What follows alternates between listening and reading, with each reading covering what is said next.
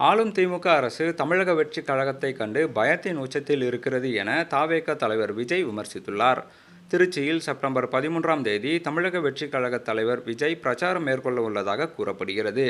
இதற்காக திருச்சி மாநகர காவல் ஆணையர் அலுவலகத்தில் அனுமதி பெறுவதற்காக தவேக பொதுச் செயலாளர் என். ஆனந்த் கடந்த 6ஆம் தேதி திருச்சிக்கு வந்தார். அப்போது அங்கிருந்த விநாயகர் கோயிலில் அவர் சாமி தரிசனம் செய்துள்ளார்.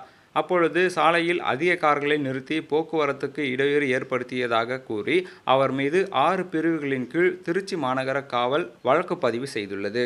இதற்கு தவேக தலைவர் விஜய் கடும் கண்டனம் தெரிவித்துள்ளார். தமிழக வெற்றிக் கழகத்திற்கு தமிழக மக்களிடையே பெருகி வரும் ஆதரவை பொறுத்து கொள்ள முடியாத வெற்றி விளம்பர மாடல் திமுக அரசு அதன் செயல்பாடுகளை முடக்கும் நோக்கத்தில் பொதுச் செயலாளர் என். ஆனந்த் மீது வழக்கு பதிவு செய்துள்ளதாக விஜய் தெரிவித்துள்ளார். மக்களிடையே செல்வாக்கை இழந்த தற்போதைய ஆளும் கட்சி யாருக்கு பயப்படுகிறதோ இல்லையோ தமிழக வெற்றிக் கழகத்தை கண்டு பயத்தின் உச்சத்தில் இருக்கிறது என விஜய் குறிப்பிட்டுள்ளார். காவல்துறைக்கு நெருக்கடி கொடுத்து நம் செயல்பாடுகளை முடக்க நினைக்கிறார்கள் என்றும் அதன் ஒரு பகுதிதான் என். ஆனந்த் மற்றும் தவேகவினர் மீது பதியப்பட்டுள்ள வழக்கு எனவும் விஜய் விமர்சித்துள்ளார்.